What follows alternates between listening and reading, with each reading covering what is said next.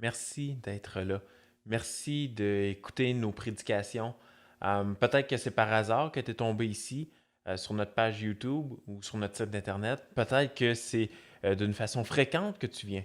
On t'encourage, si c'est d'une façon fréquente, d'utiliser ces messages, ces prédications en ligne comme un encouragement, une édification pour ton âme. Mais on continue de t'encourager toutefois à fréquenter une église locale, si ce n'est pas ton cas. Engage-toi envers une église. On croit que c'est le modèle biblique qui nous a été laissé de se mettre sous la prédication d'un pasteur dans une église locale. Si pour toi, c'est la première fois que tu es en contact avec une prédication comme celle-ci et que tu aimerais en savoir plus, on t'invite, on t'encourage à nous écrire afin qu'on puisse répondre à tes questions et peut-être même te référer à une église en santé, une église qui prêche droitement la parole de Dieu, c'est-à-dire la Bible, pour ton âme à toi.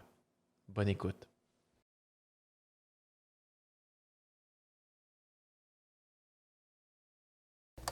C'est vraiment un privilège, hein? Puis je pense qu'on réalise encore plus maintenant que c'est un privilège de pouvoir s'assembler ensemble. C'est un privilège de pouvoir vous emmener la parole de Dieu ce matin, de la Bible, parce qu'on a été privés pendant un certain temps depuis le mois de mars et enfin on pourra s'assembler tous unis comme un seul corps dimanche prochain. Donc, vraiment content de ça, je m'en réjouis. Il est possible qu'on ne soit pas tous dans la même pièce ici, ça se peut qu'il y ait un peu des gens de l'autre côté, mais au moins on va avoir aussi un baptême, donc un autre moment qui va être vraiment agréable, comme Alex a dit, inviter des amis, inviter de la famille, il va y avoir un témoignage, une conversion, il va y avoir l'Évangile qui va être prêché, il va y avoir l'Évangile qui va être démontré par le baptême également. Donc, soyez là dimanche prochain à 10h. Et vous apprenez vite la leçon. Donc, avant d'aller plus loin, allons en prière. Père du ciel, on veut te remercier parce que c'est une joie d'être ici ce matin, c'est une joie d'être ensemble, une joie de pouvoir entendre ta parole, de se laisser transformer, de la mettre en application. Et Seigneur, on te prie que tu puisses être notre seul guide dans notre vie, qu'on puisse ne pas se fier à ce qui semble être bon à nos propres yeux, qu'on puisse réaliser à quel point qu'à chaque fois qu'on décide d'être notre propre guide, à quel point que ça finit jamais bien. Seigneur, on te prie qu'on puisse le voir au travers de ta parole ce matin. Et on va en profiter également pour te prier pour les autres églises de la région qui se réunissent. On te prie que tu puisses les bénir. On te prie que ta parole puisse être prêchée droitement dans ces églises-là autour. On te prie, Seigneur, que les croyants, les membres des églises puissent retourner dans leurs églises. On sait que durant le confinement, on en a été privés des rassemblements, on a écouté des prédications en ligne. Seigneur, on te prie vraiment que les croyants de la région puissent réaliser à quel point c'est un privilège d'être ensemble et puissent retourner dans leurs églises. Seigneur, on te prie pour tout cela, on te prie de nous parler ce matin au travers de ta parole. En ton nom qu'on te prie. Amen. Combien d'entre vous aimez parfois écouter des films? Il y en a quelques-uns. C'est bien, c'est bien. J'aime écouter des films une fois de temps en temps. J'aime surtout des films quand il y a un peu d'action. J'aime aussi des films quand on peut retirer une certaine morale au travers du film. Mais une des choses que je déteste, c'est d'écouter des films et qui finissent mal.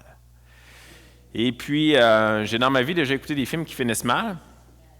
Par exemple, j'ai déjà écouté le film Titanic. Probablement que vous l'avez tous écouté, ça fait déjà plusieurs années. Et ça finit mal, pas dans le sens que le bateau va finalement couler. Ça, on sait que ça provient d'une histoire vraie. Mais un des acteurs principaux, il va mourir à la fin. Et là, je vous apprends probablement rien parce que ça doit faire 20 ans que le film est sorti. Et puis, à chaque fois que j'ai réécouté le film, j'espérais toujours que la fin change. Mais la fin n'a jamais changé à chaque fois que je l'ai écouté. J'aime pas les films qui finissent mal. Et l'histoire de ce matin, chapitre 21 du livre des Juges. On termine le livre des Juges et l'histoire, au chapitre 21, se termine malheureusement mal. La fin se termine mal. C'est une triste fin. Puis, on en arrive à se demander à la fin du chapitre 21, le dernier chapitre des Juges, on en arrive à se demander, mais qui finalement va être capable de sauver le peuple? Qui va sauver le peuple d'Israël? Et donc, je vous rappelle un peu le thème. Le thème demeure le même du début jusqu'à la fin. On le voit à différents endroits au travers des 21 chapitres. Et on le voit dans le verset 25 du chapitre d'aujourd'hui. Ça dit, en ce temps-là, il n'y avait point de roi en Israël. Chacun faisait ce qui lui semblait bon. Et on voit un cycle qui revient continuellement dans le livre des Juges, je vous le rappelle. Israël fait ce qui déplaît à l'Éternel. L'Éternel va les livrer aux oppresseurs. Le peuple d'Israël va servir l'oppresseur pour un X nombre de temps. Le peuple d'Israël va crier à l'Éternel. L'Éternel va envoyer un libérateur, un petit sauveur, un être humain, un homme. L'Esprit de l'Éternel va être avec ce libérateur-là pour les aider, pour les délivrer. L'oppresseur est chassé. Il y a un temps de paix qui s'installe pendant X nombre de temps.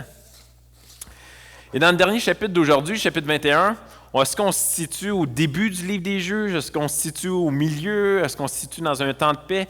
On ne sait pas exactement parce que probablement que le livre des Juges n'est pas nécessairement chronologique. Donc, où est-ce qu'on se situe? On ne sait pas. Est-ce qu'on est à la fin des Juges? On ne sait pas. Chose certaine, le thème du livre est toujours d'actualité, peu importe là où tu te trouves dans les chapitres. Et il est d'actualité dans le chapitre 21. Tout le monde faisait ce qui lui semblait bon. Tout le monde faisait ce qui semblait bon à leurs propres yeux. Et donc, je vous invite à prendre vos Bibles. Sinon, si vous n'avez pas de Bible, vous pouvez suivre à l'écran. On va regarder les 4 premiers versets que j'ai nommés « Une réalité difficile à encaisser ». Une réalité difficile à encaisser. Donc, les 4 premiers versets. Les hommes d'Israël avaient juré à Mitzpa en disant « Aucun de nous ne donnera sa fille pour femme à un Benjamite. » Le peuple vint à Béthel et il y resta devant Dieu jusqu'au soir.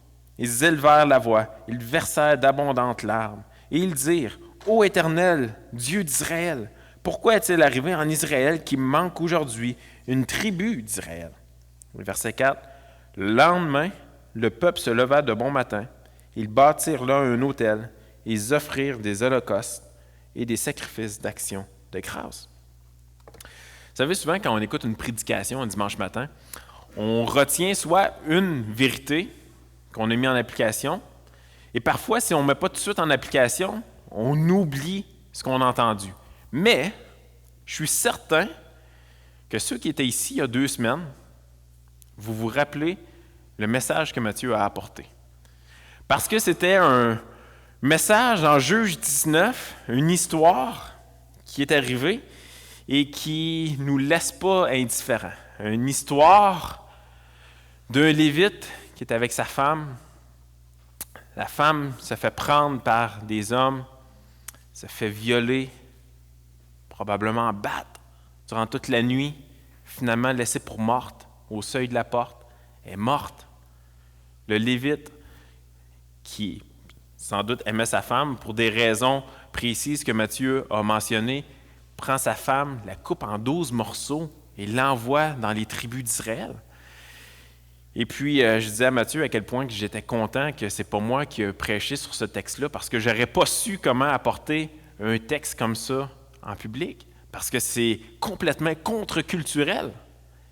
C'est affreux, c'est abominable, c'est atroce ce qui s'est passé là. Une histoire de viol et de mutilation. Ce n'est pas le genre d'histoire qu'on aime raconter, ce n'est pas le genre d'histoire qu'on se vante que c'est nécessairement dans la Bible, mais il y avait des raisons pour lesquelles c'est là, et on a des leçons à apprendre de cela.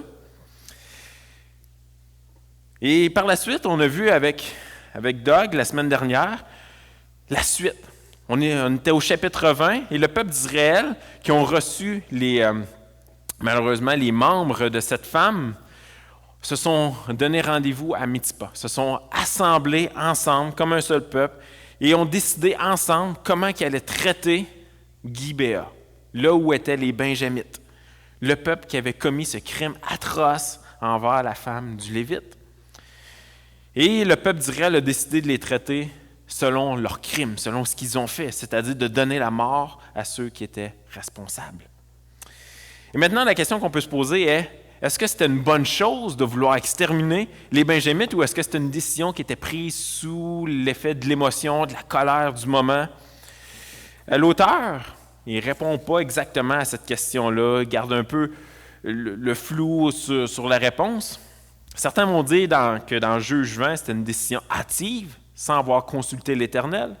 Et d'autres vont dire que c'était une bonne chose de vouloir éliminer la tribu de Benjamin, qui était devenue telle que les Cananéens, qui étaient le peuple que Israël aurait dû exterminer de parmi eux, et qui n'ont pas fait. Dans ces 4 premiers versets-là, on voit, premièrement, une réitération des vœux du serment qui a été fait à Mitzpah, comme quoi que le peuple d'Israël n'allait pas donner de leurs filles aux Benjamites.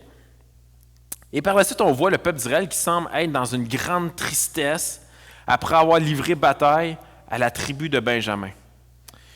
Il vient de s'écouler peut-être environ 4 mois, si on se fie au verset 47 du chapitre 20, depuis que le peuple d'Israël a fait la guerre à l'une de leurs tribus.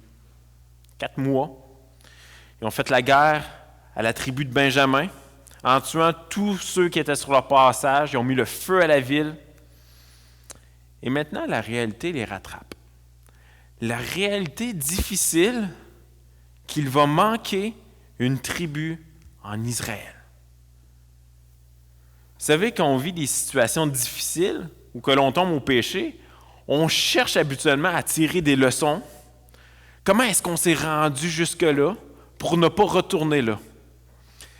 Et le peuple d'Israël aurait pu se poser des questions telles que comment, en tant que peuple de l'Éternel, en tant que peuple de Dieu, est-ce qu'on s'est rendu à avoir une tribu pareille comme nos ennemis barbares, comme les Cananéens? Parce que c'est une abomination ce qu'ils ont fait. Le Lévite, quand il a envoyé les 12 morceaux, il disait « Il y a eu une abomination en Israël ». Donc le peuple d'Israël aurait pu se poser cette question-là. Comment est-ce qu'on s'est rendu à avoir une tribu comme les Cananéens qui sont barbares? Il pourrait se dire, si on avait eu l'Éternel comme roi, est-ce qu'on se serait rendu jusqu'à devoir retrancher une tribu de parmi nous? Parce qu'on l'a vu, c'est le thème du livre. Durant tout le livre des juges, l'Éternel n'était pas roi. Ils étaient le propre guide. Donc, si l'Éternel avait été roi, est-ce qu'ils en seraient arrivés à devoir retrancher une tribu de parmi eux? On pourrait se poser comme question également, comment est-ce qu'on s'est égaré si loin des plans de l'Éternel pour nous? Des fois, ils étaient si proches d'accomplir les plans que Dieu avait pour eux, et ils ont dévié. Vous savez, de telles questions auraient dû les emmener à désirer se repentir de leurs péchés, retourner vers celui qui les avait délivrés de l'Égypte, quand on regarde l'Exode, et que l'Éternel les avait délivrés miraculeusement de l'Égypte. Ça aurait dû les amener à se tourner vers lui, vers celui qui les a délivrés de l'oppression, qu'on voit tout au long du livre des Juges. Mais malheureusement, la réalité de perdre une tribu était trop difficile pour eux. Ils ont donc décidé de pleurer sur leurs conditions et de choisir de s'auto-sauver de leurs conditions, d'être ceux qui allaient établir les plans pour sauver finalement cette tribu qui allait être exterminée. Il semble que le peuple a oublié ce que les Benjamins ou les Benjamites ont fait à la femme du Lévite. On est 4 mois après cette guerre-là. Et déjà, le peuple d'Israël semble oublier le crime atroce qui est arrivé envers la femme du Lévite. Ils vont prendre une voie qui n'est certainement pas la voie de l'Éternel, celle de retourner à leur propre péché, un peu comme un chien qui retourne manger son propre vomi. Vous savez, il semble clair pour différentes raisons que l'élimination des Benjamins était voulue par Dieu. Ici, c'est une opinion. Il pourrait y avoir une opinion différente, mais si je me fie à quelques indications dans le texte, c'est la conclusion auquel on arrive. Rappelez-vous que dans le livre des Juges, l'auteur veut clairement faire comprendre la situation du peuple en laissant aucun détail inutile. Il veut faire comprendre l'absurdité du péché et de son impact sur les cœurs. c'est-à-dire les affections, les désirs des hommes. Et plusieurs raisons me poussent à dire que l'élimination de la tribu était probablement voulue par Dieu. Il y a différentes raisons. Une des raisons, premièrement, la femme du Lévite qui a été coupée en 12 morceaux exigeait en quelque sorte un jugement semblable à ce qui lui était arrivé, la mort. Une autre raison, vous savez, les Cananéens, comme j'ai mentionné, comme Matthieu l'a mentionné dans le chapitre 19, auraient dû être éliminés au début du livre des Juges. Et l'auteur nous dit, dans le verset 28 du chapitre 1, il dit « Il assujettit les Cananéens à un tribut, mais il ne les chassa point. » Les Cananéens auraient dû être chassés. Maintenant, la tribu de Benjamin qui ont commis ce crime atroce, ce crime barbare, était comme les Cananéens. Et je ne sortirai pas le mot que Matthieu tentait de dire dimanche, la cananéisation de la tribu de Benjamin. Vous comprenez ce que ça veut dire. Troisièmement, depuis le chapitre 20, on voit que l'Éternel les accompagne dans la guerre et leur donne la victoire sur les Benjamites. Et quatrièmement, à cause de la suite du texte d'aujourd'hui qu'on va voir. Mais une question. Vers qui ou vers quoi est-ce que l'on se tourne quand notre réalité, à nous, semble difficile ou hors de notre contrôle? Les Benjamites sont dans une réalité, le peuple d'Israël est dans une réalité difficile à encaisser. Ils sont sur le point de perdre une tribu, qu'il y ait une tribu qui soit retranchée de parmi eux. Ils ne veulent plus cela. C'est difficile. Nous, qu'est-ce qu'on fait quand notre réalité est difficile?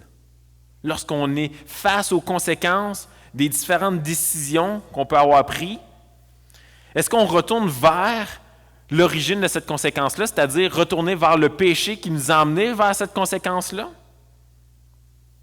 Ou est-ce qu'on se tourne vers celui qui a déjà payé le prix de nos péchés? Comment est-ce qu'on réagit lorsqu'on est face à des difficultés dans nos vies? Ou souvent les conséquences de nos propres erreurs, nos propres péchés. Jonathan Edwards, qui a suivi les réformateurs, théologiens, pasteurs des années 1700, j'en ai profité, pour ceux qui savent, dans les derniers jours, j'étais en vacances et j'en ai profité pour lire quelques livres. Et un de mes livres préférés que j'ai lu dans mes vacances était justement la biographie de cet homme-là. Une biographie qui nous parle des résolutions qu'il a prises tout au long de sa vie parce qu'il voulait atteindre une certaine sainteté. Il voulait obéir à Dieu, il voulait obéir à la parole de Dieu, il voulait que la parole de Dieu soit son guide, que la Bible soit son guide. Et donc, il établit différentes résolutions. Et l'une des résolutions qu'il a prises, résolution numéro 24, il a dit « Résolu, quand je fais une action visiblement mauvaise, d'en retracer la cause originale et ensuite de rechercher avec attention à ne pas répéter la chose et de combattre et prier avec toute ma force contre l'origine de ce mal. » Et donc, Edwards, lorsqu'il faisait quelque chose de mal, visiblement mauvais, lorsqu'il faisait un péché, au lieu de continuellement retourner à ce péché-là, ce qu'il avait résolu de faire, l'engagement qu'il avait fait, c'était de retracer pourquoi il était tombé dans ce péché-là. C'est quoi qui était à la racine pour ne pas répéter la chose. Et son réflexe était d'aller dans la prière, aller vers l'Éternel. Probablement pas ce que le peuple d'Israël ont fait dans le texte d'aujourd'hui. Ils n'ont pas décidé de retracer la cause des conséquences de ce qu'ils vivent. Ils ne sont pas retournés à l'origine de ce qui les a emmenés à perdre une tribu en Israël. Mais au contraire, ils sont retournés vers leur péché. Si ce matin vous vous dites non chrétien, je vous pose la question, vers qui ou vers quoi est-ce que tu te tournes lorsque la réalité autour de toi devient hors contrôle? Lorsque la maladie s'installe autour de toi, la mort, les disputes, les trahisons, vers qui ou vers quoi est-ce que tu te tournes? Qui va sauver ce peuple d'Israël? Dans les prochains versets 5 à 14, on voit que le peuple va tenter un auto-sauvetage. Ils vont tenter de se sauver eux autres mêmes. Donc, je vous invite, versets 5 à 14. Les enfants d'Israël dirent, « Quel est celui d'entre vous, d'entre toutes les tribus d'Israël, qui n'est pas monté à l'assemblée devant l'Éternel? Car on avait fait un serment solennel contre quiconque ne monterait pas vers l'Éternel à Mitzpa. On avait dit, il sera puni de mort. » Les enfants d'Israël éprouvaient du repentir au sujet de Benjamin, leur frère, et ils disaient, « Aujourd'hui, une tribu a été retranchée d'Israël. » Verset 7. « Que ferons-nous pour procurer des femmes à ceux qui ont survécu, puisque nous avons juré par l'Éternel de ne pas leur donner de nos filles pour femmes? » Ils dirent donc, « Y a-t-il quelqu'un d'entre les tribus d'Israël qui ne soit pas monté vers l'Éternel à Mitzpa? » Et voici, personne de Jabès en Galaad n'était venu au camp à l'assemblée. Verset 9. On fit le dénombrement du peuple, et il n'y avait là aucun des habitants de Jabès en Galaad. Alors l'assemblée envoya contre eux 12 000 soldats, en leur donnant cet ordre, « Allez et frappez du tranchant de l'épée les habitants de Jabès en Galaad, avec les femmes et les enfants. Voici ce que vous ferez. Vous dévouerez par interdit tout mâle et toute femme qui a connu la couche d'un homme. » Ils trouvèrent parmi les habitants de Jabès en Galaad 400 jeunes filles vierges qui n'avaient point connu d'homme en couchant avec lui. Ils les emmenèrent dans le camp à Silo, qui est au pays de Canaan. Toute l'assemblée envoya des messagers pour parler aux fils de Benjamin qui étaient au rocher de Rimon et pour leur annoncer la paix. Verset 14. En ce temps-là, les Benjamites revinrent. On leur donna les femmes à qui l'on avait laissé la vie parmi les femmes de Jabès en Galaad, mais il n'y en avait pas assez pour eux. Qu'est-ce qui est en train de se produire ici? Le peuple n'est plus seulement dans les larmes, dans la tristesse de leurs conditions, mais il semble se repentir. Malheureusement, le terme « repentir » ici ne fait pas référence à une repentance sincère du cœur, mais plutôt à des regrets purement humains. Le même terme est utilisé par Dieu lui-même dans Exode 13, 17. Vous pouvez regarder à l'écran. Lorsqu'il dit, c'est dit, lorsque Pharaon alla laisser aller le peuple, Dieu ne le conduit point par le chemin du pays des Philistins, quoique le plus proche, car Dieu dit, le peuple pourrait se repentir en voyant la guerre et retourner en Égypte. Et donc, pour vous donner du contexte, on est ici à la sortie de l'Égypte après des années, des centaines d'années d'esclavage. Dieu les a miraculeusement délivrés.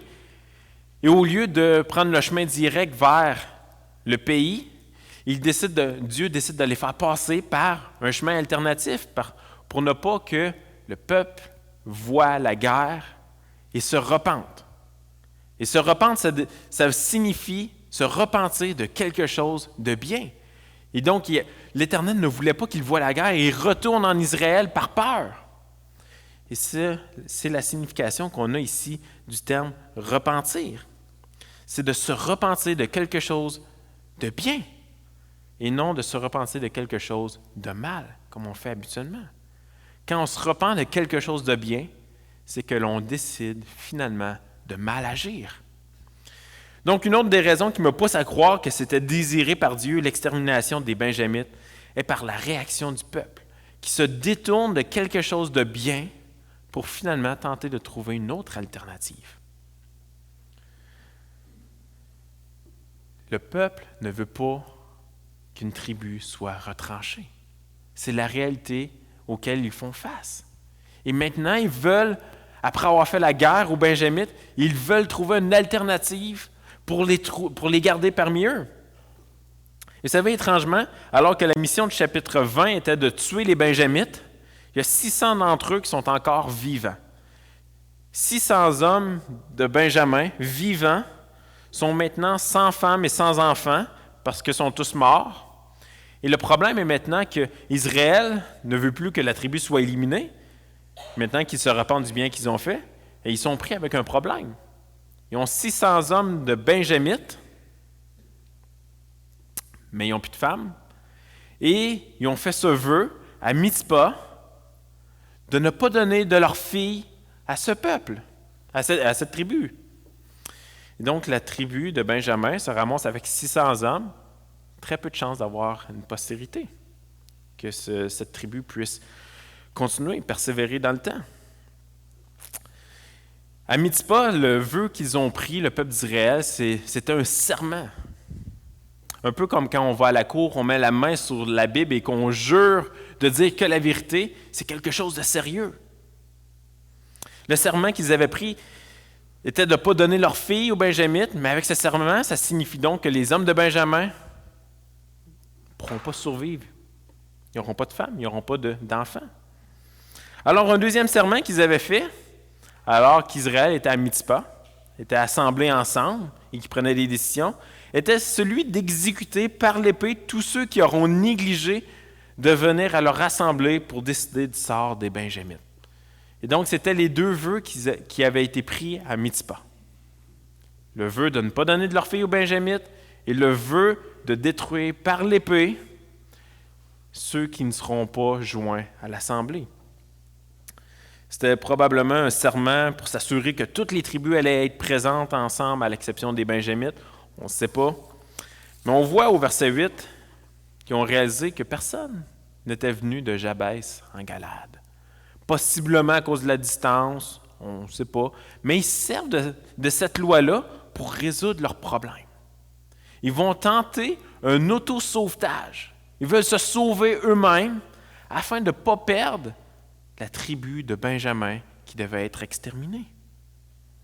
Donc, pour faire face à la réalité difficile qu'ils allaient perdre une tribu à cause de leur péché, ils décident de diriger les choses à leur manière en envoyant 12 000 soldats attaquer Jabès.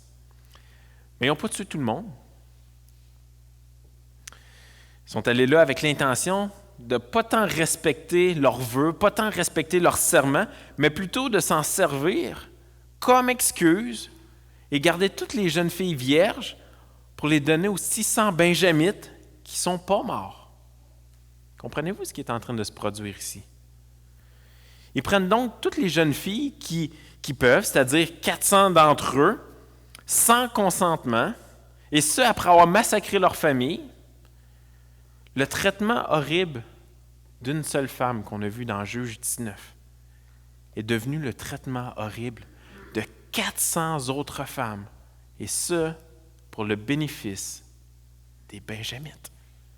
Ce peuple qui avait commis ce crime abominable parmi Israël. Le traitement horrible d'une seule est devenu le traitement horrible de 400 jeunes femmes. Et malheureusement, l'histoire ne s'arrête pas là. Verset 14 dit, « En ce temps-là, les Benjamites revinrent, et on leur donna les femmes à qui l'on avait laissé la vie parmi les femmes de Jabès en Galade. Mais il n'y en avait pas assez pour eux. Il y avait 600 hommes de Benjamites qui n'étaient pas morts. Il y avait seulement 400 jeunes femmes. Donc, ils ont pris les 400 jeunes femmes sans consentement, et maintenant, il manque 200 jeunes femmes. Vous savez, le contexte de l'époque, on l'a vu dans Juge 19, on l'a vu avec Doug dans Juge 20. Le contexte de l'époque, les femmes étaient maltraitées, souvent traitées pire que des animaux. On ne les considérait pas. Et c'est malheureux. Et c'est ce qu'on voit dans le texte d'aujourd'hui. Aucune considération pour les femmes. Mais la première chose que j'aimerais dire, c'est que c'est clair que la façon que les femmes étaient traitées, ce n'était pas ce que Dieu avait prévu pour elles. Le récit de la Genèse est clair que la femme a été donnée pour être une aide à l'homme en devenant une seule unité, en devenant unis ensemble. Clairement, le péché des hommes a distorsionné, a perverti les intentions de Dieu pour la femme. Il est quand même intéressant de voir que la page qui suit Juge 21 est le début du livre de Ruth, la Moabite, et comment que Dieu a pris soin d'elle au travers de Boaz. L'Éternel considère les femmes. Quand on lit la Bible dans son ensemble, on voit certainement comment que le péché a perverti les intentions de Dieu pour la femme. Ruth, Esther, Marie qui a enfanté Jésus, Loïs et Eunice dans 2 Timothée qui ont pris soin du jeune Timothée et qui l'ont conduit à la foi. On voit que Dieu considère les femmes, que Dieu a utilisé d'une manière bonne les femmes dans son histoire. dans la grande histoire de la rédemption. Ce que l'on voit depuis quelques chapitres avec le peuple d'Israël n'était certainement pas accepté de l'Éternel. Ce n'était certainement pas dans les plans de l'Éternel. Le peuple agit comme ils font depuis le début en faisant ce qu'ils croyaient bon à leurs propres yeux. Et quand les êtres humains décident de faire ce qu'ils croient être bon à leurs yeux, sans souci pour Dieu, l'histoire se termine toujours mal. L'histoire du monde nous montre que si nous sommes notre propre boussole, notre propre guide, ça va mal se terminer. Ça va mal se terminer. Vous savez, je vous ai déjà conté des histoires de quand j'allais monter des montagnes. Une des histoires que je ne suis pas content encore, c'est il y a environ 2 ans, c'est toujours avec Jean-Sébastien qu'on se perd en montagne. Donc, si jamais je vous invite à vous joindre à nous à un moment donné, refusez. Mais on était à Charlevoix et on s'apprêtait à aller monter une montagne qu'on ne connaissait pas. La montagne, c'était 10 km. Et puis, comme on fait habituellement, on arrive là, on n'a pas de carte. On se fie un peu à notre jugement. On se dit, il va y avoir des affiches à certaines places. Donc, on est parti et on marche pendant quelques heures pour réaliser qu'on descendait. À un moment donné, on s'est dit, on n'est pas supposé de monter une montagne. Habituellement, quand on monte une montagne, on s'en va en hauteur et non en descendant. Donc, à un moment donné, on a décidé de prendre notre téléphone et d'appeler à l'accueil pour savoir où est-ce qu'on était rendu, si on était sur le bon chemin. Et la dame nous a dit, non, vous avez pris le mauvais chemin, vous êtes sur le chemin qui fait 110 km, qui fait comme différentes montagnes et qui fait le tour. Fait que finalement, on est revenu sur nos pas et on a fait au total 10 km de plus. Donc, c'était une montagne de 20 km. Tout ça pour vous dire que quand on décide d'être notre propre guide, notre propre boussole, ça finit toujours mal. Moi, ça finit toujours mal, que ce soit dans des histoires banales comme ça ou dans ma propre vie, quand que je décide de faire à ma propre tête. Que, Dieu, j'ai pas besoin de son conseil. J'ai pas besoin de la Bible. Je sais comment mener ma vie. Ça finit toujours mal. Et c'est ce qu'on voit avec cette histoire du peuple d'Israël dans le livre des Juges. Ça finit toujours mal. Une triste fin qu'on voit dans les versets 15 à 25 qu'on va lire. Versets 15 à 25. Le peuple éprouvait du repentir au sujet de Benjamin, car l'Éternel avait fait une brèche dans les tribus d'Israël. Les anciens de l'Assemblée dirent, « Que ferons-nous pour procurer des femmes à ceux qui restent, puisque les femmes de Benjamin ont été détruites? » Et ils dirent, « Que les réchappés de Benjamin conservent leur héritage, afin qu'une tribu ne soit pas effacée d'Israël. Mais nous ne pouvons pas leur donner de nos filles pour femmes, car les enfants d'Israël ont juré en disant, « Maudit soit celui qui donnera une femme à un Benjamite. » Verset 19. Ils dirent, « Voici, il y a chaque année une fête de l'Éternel à Silo, qui est au nord de Bethel, à l'orient de la route qui monte de Bethel à Sichem et au midi de Lébona. » Puis ils donnèrent cet ordre aux fils de Benjamin, « Allez et placez-vous en embuscade dans les vignes. Vous regarderez, et voici, lorsque les filles de Silo sortiront pour danser, vous sortirez des vignes, vous enlèverez chacun une des filles de Silo pour en faire votre femme, et vous vous en irez dans le pays de Benjamin. » Verset 22. « Si leur père ou leur frère viennent se plaindre auprès de nous, nous leur dirons, « Accordez-la nous, car nous n'avons pas pris une femme pour chacun dans la guerre. Ce n'est pas vous qui les leur avez donnés. En ce cas, vous seriez coupables. » 23. « Ainsi firent les fils de Benjamin. Ils prirent des femmes selon leur nombre, parmi les danseuses qu'ils enlevèrent, puis ils partirent et retournèrent dans leur héritage. Ils rebâtirent les villes et ils y habitèrent. Et dans le même temps, les enfants d'Israël s'en allèrent de là, chacun dans sa tribu et dans sa famille. Ils retournèrent chacun dans son héritage. » Et le chapitre 21 termine en disant, « En ce temps-là, il n'y avait point de roi en Israël, chacun faisait ce qui lui semblait bon. » Après avoir massacré les familles à Jabès, de Jabès en Galaad, et pris les 400 jeunes filles vierges sans leur consentement, il manque 200 filles encore pour les Benjamites. Rappelez-vous, les Benjamites sont ceux qui ont commis le crime atroce et qui devaient être éliminés. Il n'y a plus d'autres villes qui pourraient être détruites légitimement. Donc, le peuple d'Israël réfléchit à un autre stratagème. Il faut trouver une autre idée pour subvenir à ces 200 jeunes filles qui manquent pour les Benjamites. Il y a une fête de l'Éternel à Silo. Et de coutume, les jeunes filles vont sortir pour aller danser. Et donc, le plan est que les Benjamites vont se cacher, vont attendre que les filles sortent et vont aller les chercher, vont aller les kidnapper, chacune une fille qu'ils vont prendre pour femme. Et c'est malheureusement ce qui s'est produit. 200 jeunes filles ont été enlevées, ont été kidnappées pour que les Benjamites puissent finalement rebâtir leur tribu. Par la suite, tout le monde retourne chez eux et la vie continue comme si il ne s'était rien passé en Israël. On avait déjà oublié ce qui s'était produit avec la femme du Lévite. On avait déjà oublié ce crime. Et ce crime qui a été commis envers une seule femme est maintenant commis envers 600 autres femmes qui ont été kidnappées, qui ont été enlevées sans leur consentement ou le consentement de la famille. Vous savez, on est supposé de voir dans cette histoire non seulement le ridicule du peuple, mais la nature horrifiante du cœur du peuple. À cette époque-là, la culture se fout de l'Éternel et des femmes, alors le peuple se fout, entre guillemets, de l'Éternel et des femmes. Ils ont suivi la culture.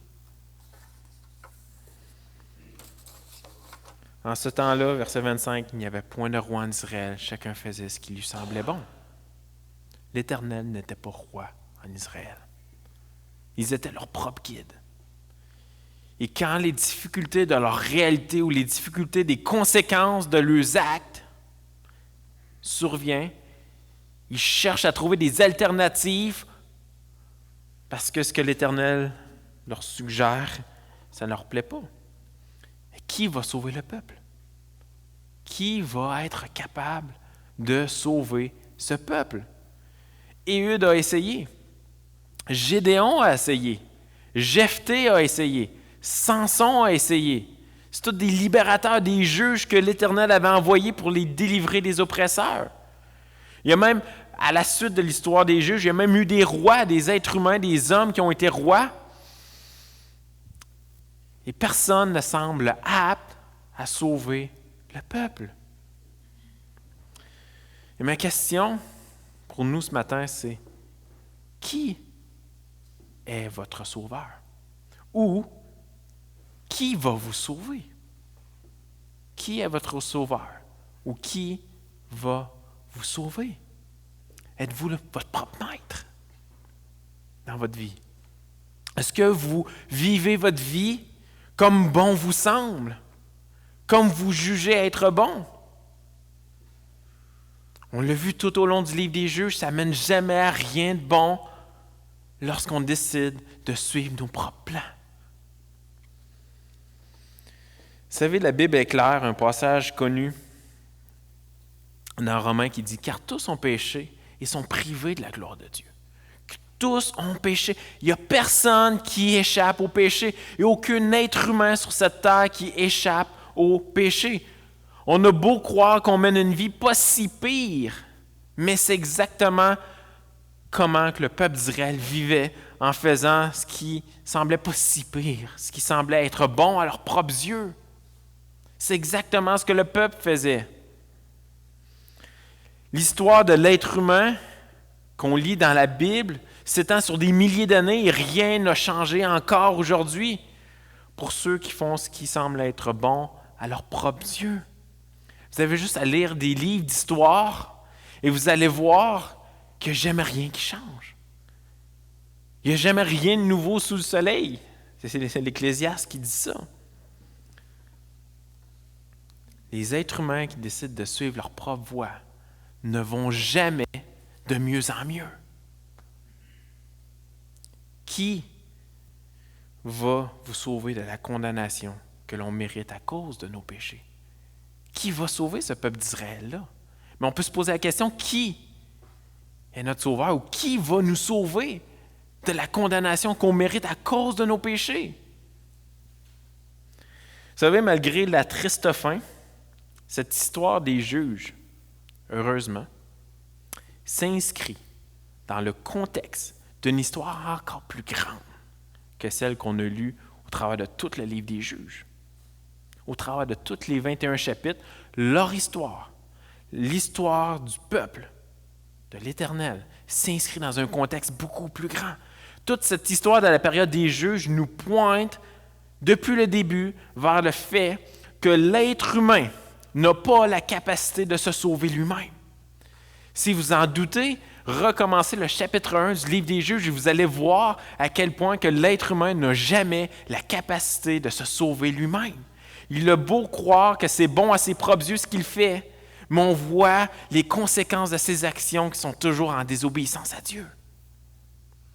L'être humain n'a pas cette capacité. Un aveugle ne peut pas empêcher un autre aveugle de tomber dans le gouffre. Les deux vont tomber dans le gouffre. Des juges ont été envoyés, des libérateurs imparfaits.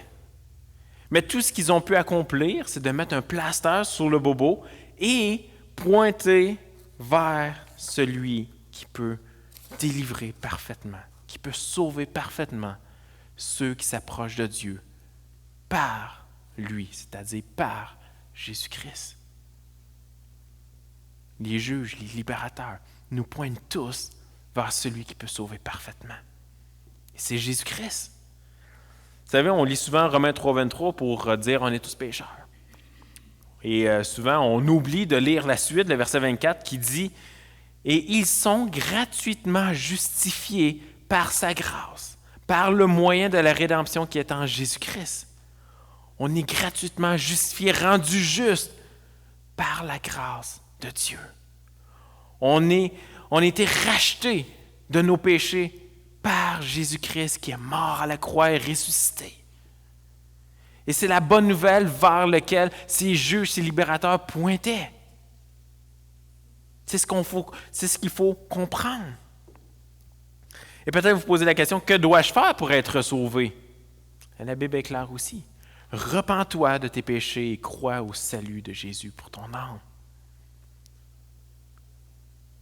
C'est une grâce de Dieu. Si vous êtes chrétien ce matin, rappelez-vous toujours que c'est la grâce de Dieu qui vous a racheté et non votre bonne volonté. Et non parce que vous faisiez ce qui semblait être bon. Non, c'est la grâce de Dieu qui vous a racheté.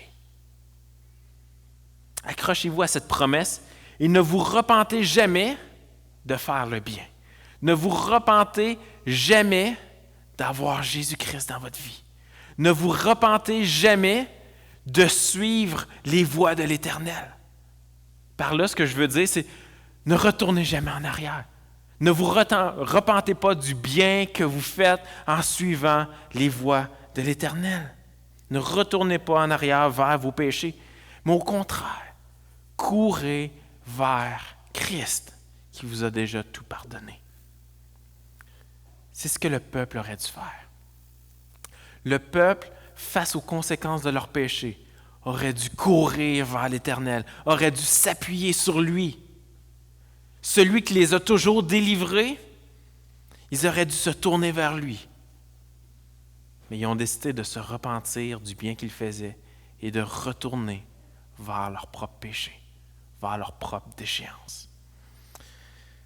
Mais la bonne nouvelle, c'est qu'on a Jésus-Christ et la rédemption par sa grâce. Soyez encouragés par cela, mes frères et sœurs,